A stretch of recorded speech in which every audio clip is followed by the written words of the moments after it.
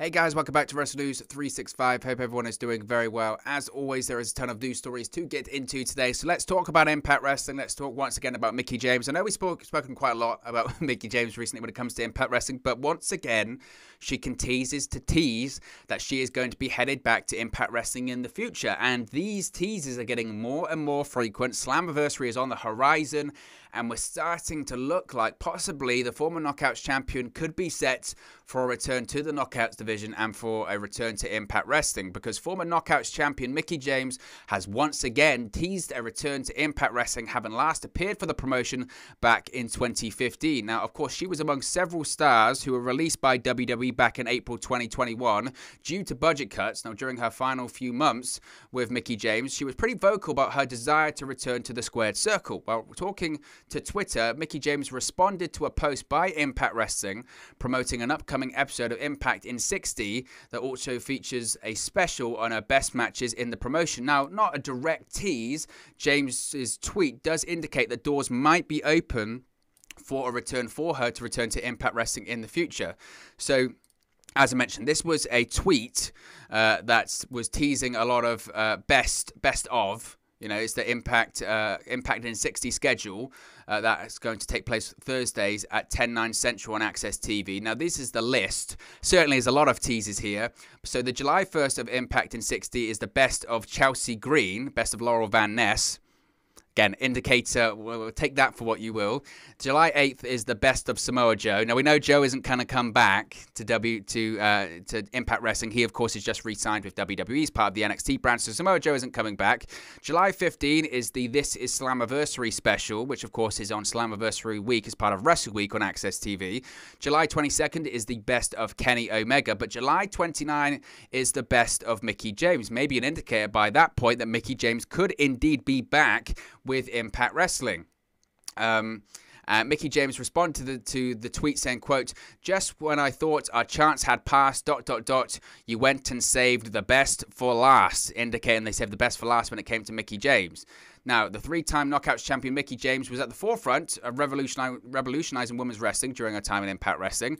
While female performers in WWE were struggling for screen time, James, Gail Kim, Madison Rayne, Velvet Sky, Angelina Love, the Awesome Kong, the list goes on, were having show-stealing matches in Nashville, Tennessee as part of Impact Wrestling.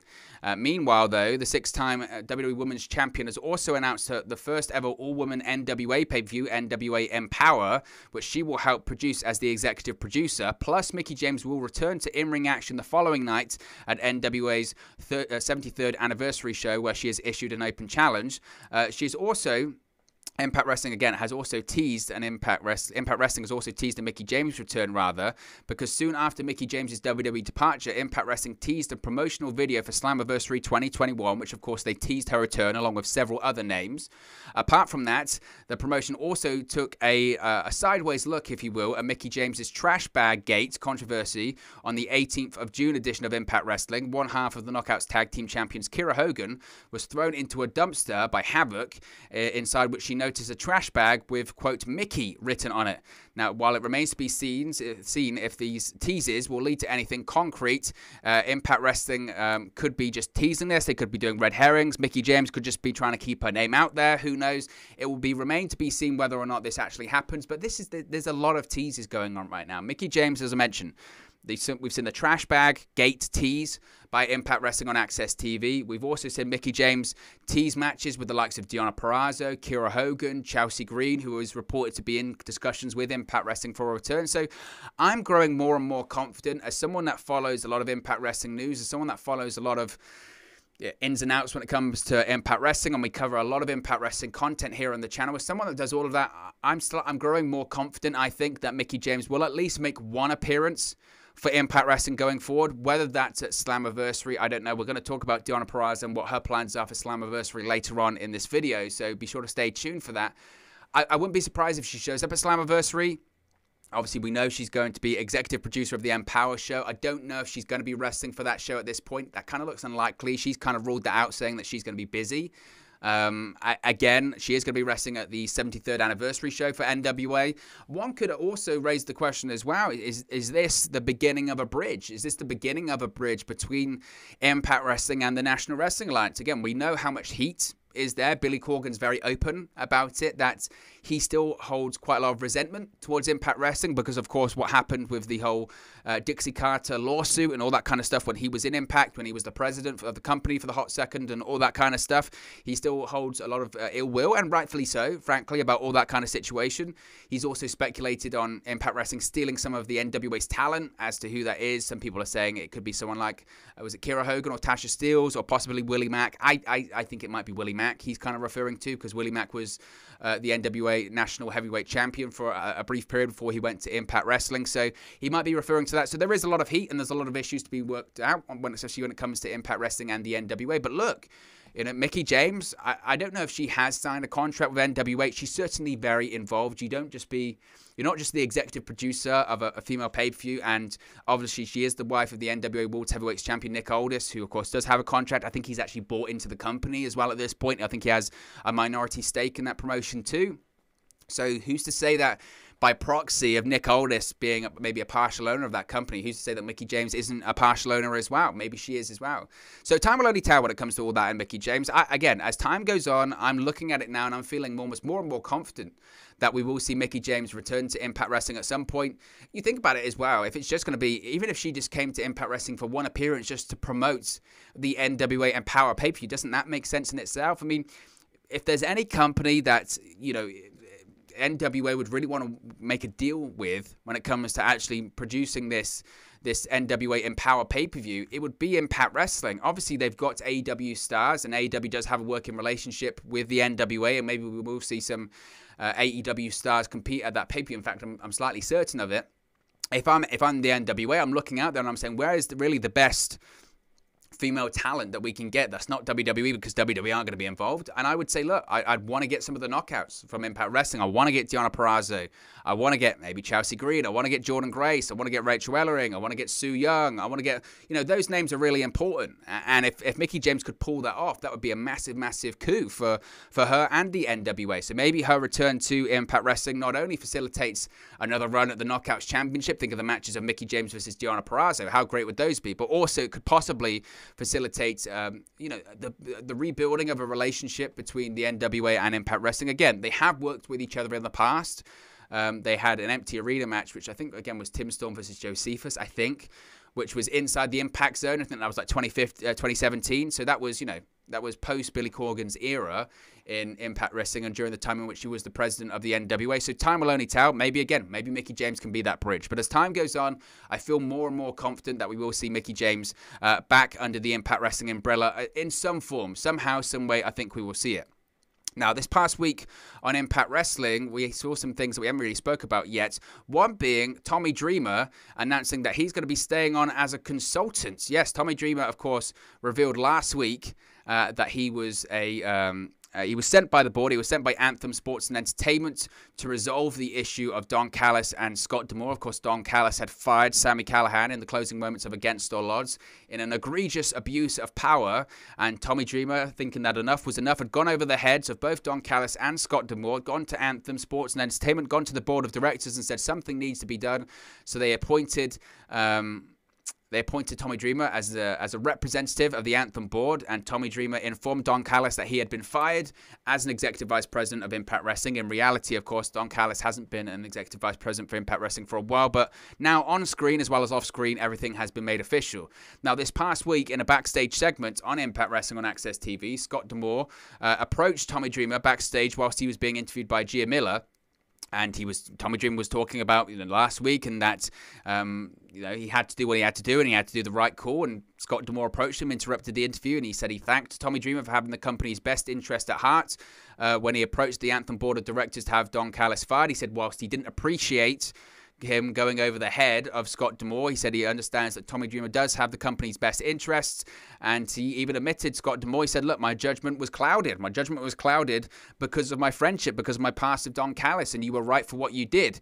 But in the closing moments of this interview, Tommy Dreamer revealed that the board has asked him to stay on as a consultant for the foreseeable future. Now, before you say, is this a real life thing again? As of right now, I don't think so. It could happen. It could happen in the future. Maybe Tommy Dreamer is going to be chosen as the guy to replace Don Callis as an executive vice president with Impact Wrestling for Anthem Sports and Entertainment. I don't know. Well, time will only tell, and once we get some more information about that, we'll talk about that here on the channel, obviously.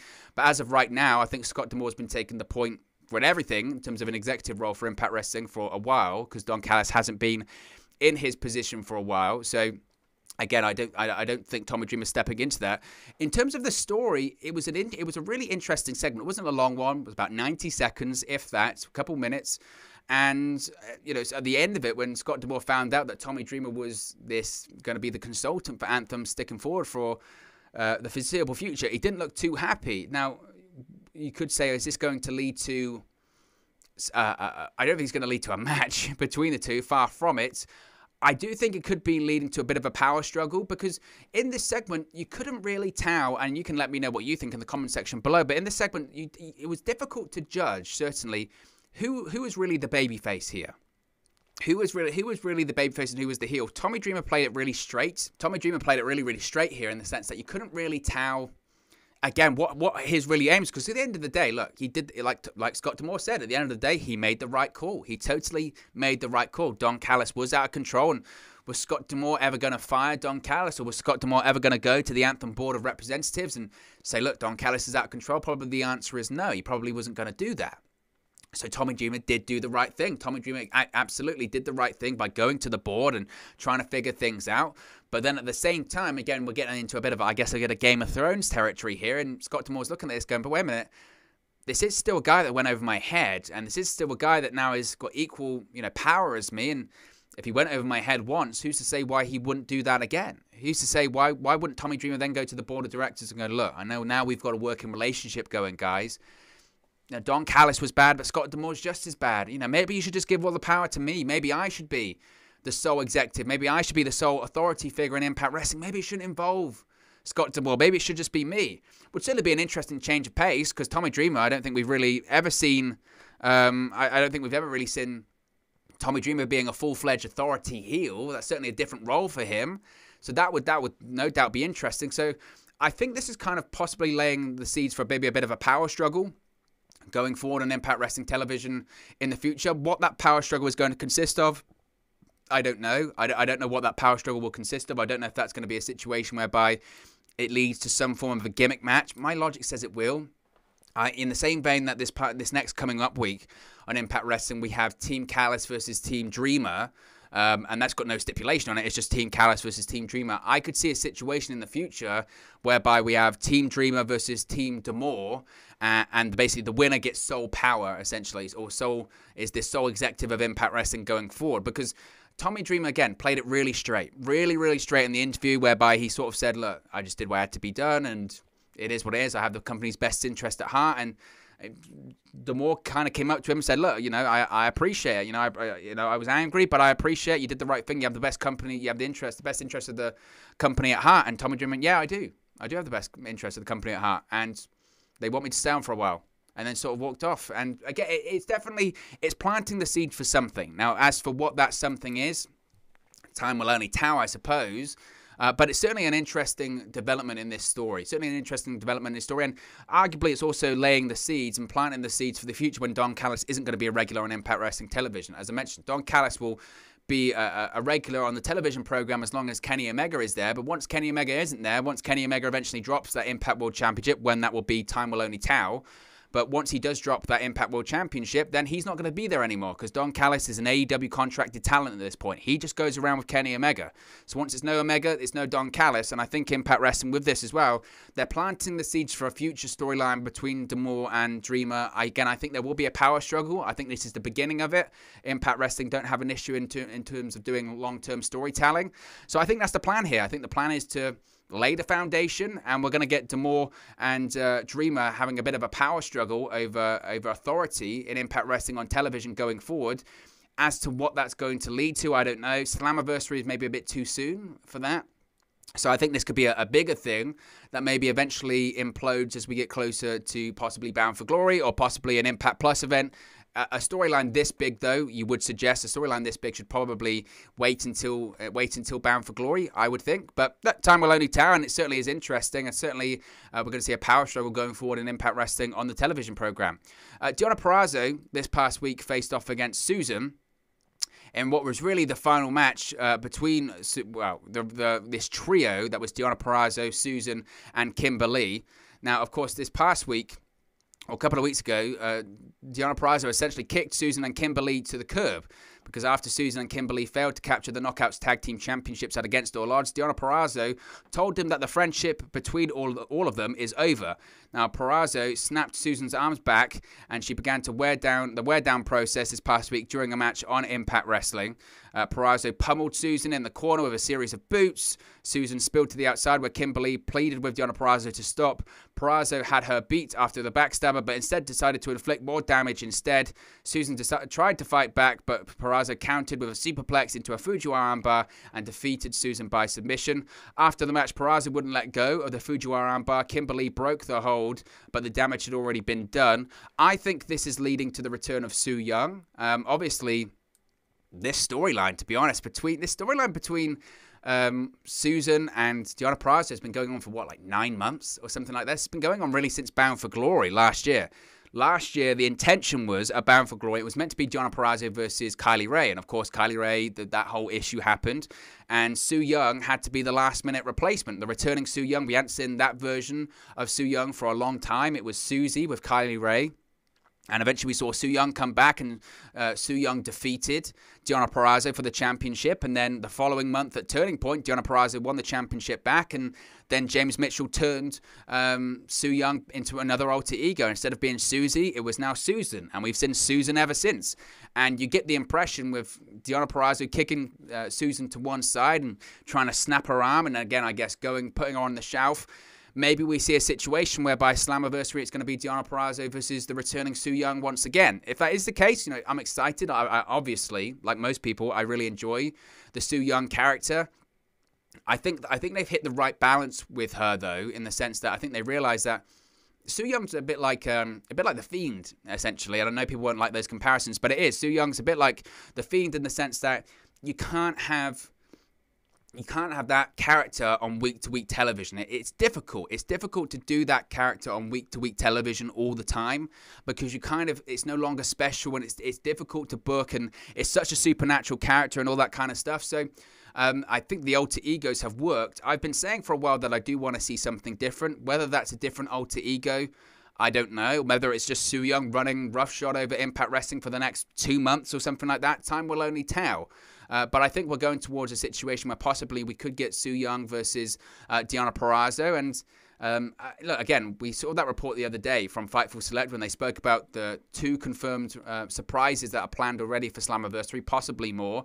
Also, as part of that report, said that expect the Knockouts division to be, quote, revitalized in the coming months. And that probably indicates we're getting a lot of knockouts coming into the company, whether that's Chelsea Green, whether that's the Iconics, whether that's Mickie James, whether that's other names as well.